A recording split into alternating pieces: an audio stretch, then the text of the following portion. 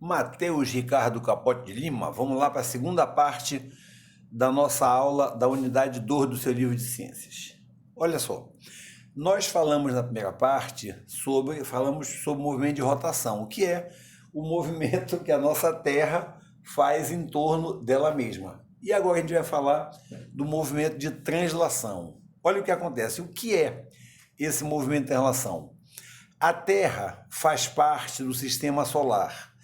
Esse sistema solar é o seguinte, é um conjunto de astros que giram ao redor do Sol. A Terra é um desses astros. Então, assim, imagina que isso aqui seja o Sol, aqui é a Terra. Esse movimento da Terra ao redor do Sol é que é o movimento de translação. E ele também é cíclico, porque, olha lá, começa aqui, aí ele faz um movimento completo, aí começa de novo, e começa de novo, e assim vai. Ele é cíclico, ele vai se repetir, tá? Pois bem, esse caminho que a Terra percorre é chamado de órbita. Na verdade, assim, um astro que gira em torno de outro na sua Terra, o caminho que ele percorre é a órbita. A Terra ao redor do Sol, o caminho é a órbita. Um outro planeta como Marte, ao redor do Sol, o caminho que percorre é a órbita. A Lua gira em torno da Terra, o caminho que a Lua percorre é a órbita. Então, esse caminho que um astro faz ao redor do outro é que é chamado de órbita, ok? Pois bem, mais uma vez, só para a gente entender bem, eu mostrei com o punho, vou usar agora a bola de basquete representando o Sol e o meu colírio representando a Terra. Olha só, eu tenho aqui o Sol, tá? A Terra vai girar em torno do Sol. Quando ela completa uma volta, esse giro é o movimento de translação. Ela vai completar uma volta no período que a gente vai já comentar, que é chamado de um ano. O que é um ano? É o tempo que a Terra leva para completar o movimento de translação ao redor do Sol. E esse caminho aqui que ela percorre é que é chamado de órbita, ok? Então tá. Isso nos leva para a próxima pergunta, que é exatamente essa questão do tempo. Olha só. Quanto tempo leva para completar esse movimento de translação e o que significa? A Terra dá essa volta completa ao redor do Sol, ou seja, ela completa o movimento de translação em 365 dias, 5 horas e 48 minutos. Esse período de 365 dias mais 5 horas e 48 minutos é o que a gente chama de ano. Só que para facilitar, a gente diz que o ano tem 365 dias e deixa de lado essas 5 horas e 48 minutos. Só que esse tempo que sobrou, essas 5 horas e 48 minutos, vão sendo acumulados. E a cada 4 anos, esse tempo forma mais um dia. É por essa razão que de 4 em 4 anos, nós temos um ano com um dia a mais. Nós temos um ano com 366 dias. São os anos chamados de anos bissextos. Esse dia a mais, ele fica no mês de fevereiro. Normalmente, o mês de fevereiro tem apenas 28 dias, mas no ano bissexto ele passa a ter 29. Quer dizer, fevereiro fica com um dia a mais e o ano como um todo fica com um dia a mais. Este ano que nós estamos, o ano 2020, é um ano bissexto, é um ano que tem 366 dias e o mês de fevereiro teve 29 dias, tá? E como isso ocorre de 4 em 4 anos, daqui a 4 anos, 2024, vai ser ano bissexto. Mais 4 anos, 2028, vai ser ano bissexto.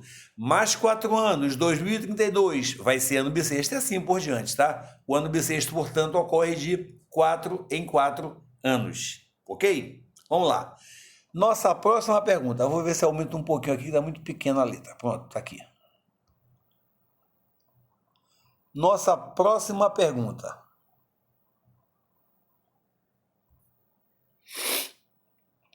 O que são as estações do ano e por que elas acontecem? Isso a gente está tratando aqui junto com o movimento de translação, porque uma coisa tem a ver com a outra. O que acontece? As estações do ano, elas ocorrem por causa desse movimento da Terra ao redor do Sol. E são 4 as estações do ano, né? Outono, inverno, primavera e verão. E o que acontece? Cada uma dessas estações, deixa eu diminuir um pouquinho a letra para não ficar muito em cima aí da imagem. Pronto. Cada uma dessas estações do ano tem características próprias. Pode ser mais frio, pode ser mais quente. A noite pode ser mais longa do que o dia pode ser mais longo que a noite, e por aí vai, tá? Então, cada estação tem as suas características próprias. As estações ocorrem por causa da inclinação do eixo de rotação da Terra. Olha aqui. Aquele eixo imaginário que passa por aqui, na verdade, ele não é assim retinho, ele é inclinado. A maior ou menor inclinação vai fazer com que surja a estação do ano. Mas, além disso, o movimento de translação. A Terra, quando gira ao redor do Sol, tem momentos em que ela está mais perto do Sol, tem momentos em que ela está mais afastada. E isso gera as estações do ano, tá bom? Pois bem, olha as características de cada uma dessas estações. No outono, os dias são mais curtos e mais frescos, são menos quentes, tá? Então, no outono, dias mais curtos e mais frescos. Normalmente, o outono é marcado porque as folhas caem das árvores, tá? Então, existem países onde o outono é muito fácil de perceber, não é o caso aqui de Manaus, é que no outono você vê as árvores ficam peladas, as folhas todas caem porque isso é uma marca da estação chamada outono. Já o inverno, que é a estação seguinte, o inverno é a estação mais fria do ano e as noites são mais longas do que os dias. Em alguns lugares, não é o caso aqui de Manaus, em alguns lugares pode até nevar. No Brasil, não aqui em Manaus, repito, mas no Brasil é muito raro nevar. Mas, às vezes, isso acontece em alguns lugares do sul do Brasil. Por exemplo, onde é mais comum isso acontecer é em São Joaquim, que é uma cidade lá de Santa Catarina. Tá? Em Manaus não vai acontecer nunca, tá? Mas o inverno é a estação mais fria do ano e em alguns lugares do mundo pode nevar. Já a primavera é uma estação cuja temperatura é mais agradável, é mais gostosa. Nessa estação é que geralmente ocorre o florescimento das plantas, quer dizer, surgem as flores de alguns tipos de planta. E por último, o verão. O verão é a estação mais quente de todas, é o período onde a temperatura é mais elevada, é mais quente, e os dias são mais longos do que as noites. Em alguns lugares da Terra, e aqui em Manaus é um caso, em alguns lugares o verão é uma época de muita chuva. Aqui em Manaus chove muito, né?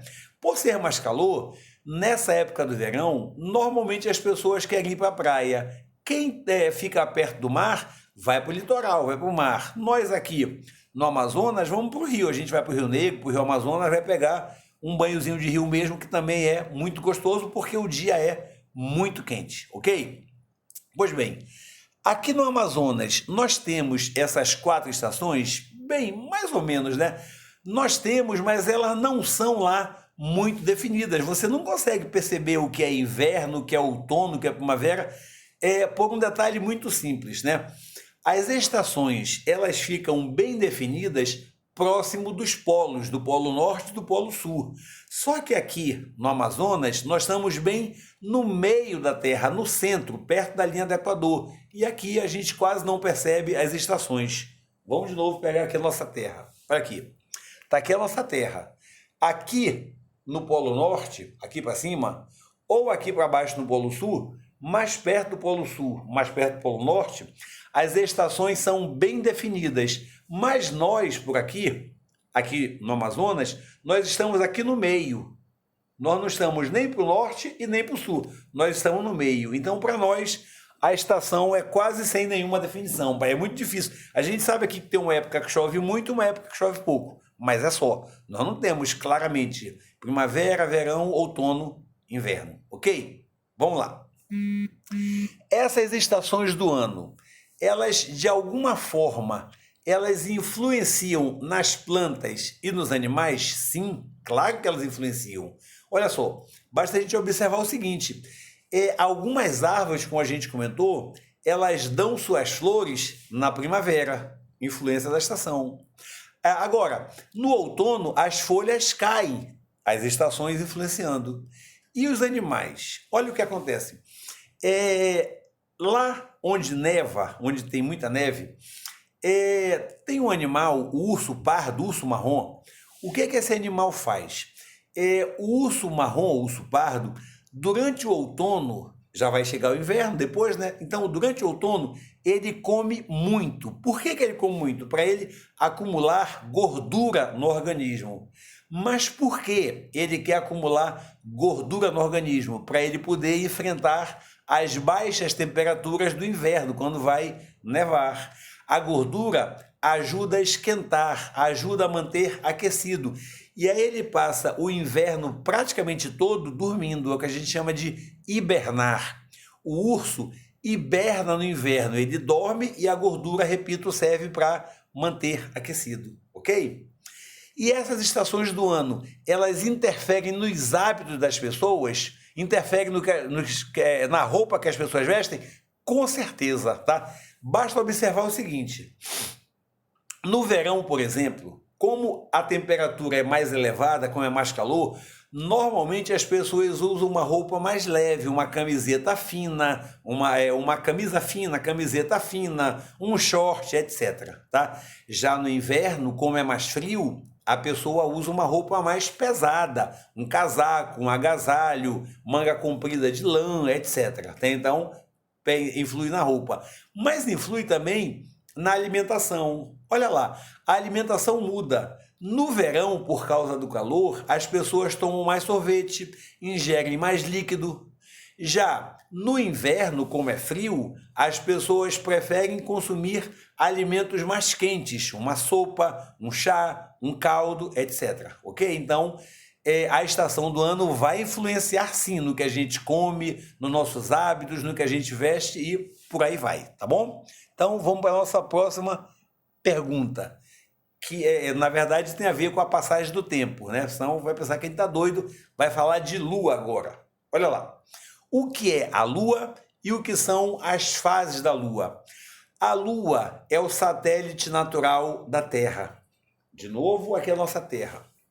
Aqui a Terra, a lua, da mesma forma que a Terra gira em torno do Sol, a lua gira em torno da Terra. Então a lua é um satélite natural da Terra, tá bom? O que vai acontecer? A Lua também tem dois movimentos. A Lua tem o movimento de rotação, ela gira em torno dela mesma, e ela tem o movimento de translação, ela gira em torno da Terra, tá bom? Então, repito, a Lua, assim como a Terra, tem dois movimentos. Rotação, gira em torno dela mesma, e translação, gira em torno da Terra. A Terra, translação em torno do Sol, né? Mas a Lua é em torno da própria Terra. Pois bem, aí a gente olha para o céu quando a Lua está bonita, brilhosa, brilhante, a gente vê a Lua brilhando no céu e pensa assim, poxa, a Lua tem luz própria, da mesma forma que o Sol. Não tem não, tá? A Lua não tem luz própria. O que ela faz é refletir a luz do Sol. O que a gente vê na Lua é o reflexo da luz do Sol. O que acontece? A Lua, ela vai girando ao redor da Terra. Então, conforme a posição que ela se encontra, ela pode estar completamente iluminada, refletindo a luz do Sol. A gente vê aquela Lua cheiona, grandona no céu. Mas ela pode estar na sombra, completamente na sombra. Ela está, o Sol vem daqui, a Terra e a Lua fica na sombra. Então, essa Lua não vai aparecer, ela desaparece. Então, a Lua aparece de várias formas. Olha só. Quando a Lua está grandona no céu, a gente chama de lua cheia. São as fases da Lua, lua cheia. Aí ela vai ficando na sombra, ela vai diminuindo. É o quarto minguante. Até que ela some por completo. É a lua nova. Depois ela vai de novo aparecendo aos poucos. É o quarto crescente. Vamos ver isso com um pouco mais de detalhe? Olha lá, que é a nossa próxima pergunta. Por que acontecem essas fases da Lua? Tá? Acontecem pelo seguinte, a gente acabou de ver. A Lua reflete a luz do Sol. Quando a lua está toda iluminada pelo sol, a gente vê a lua completa, a gente chama de lua cheia.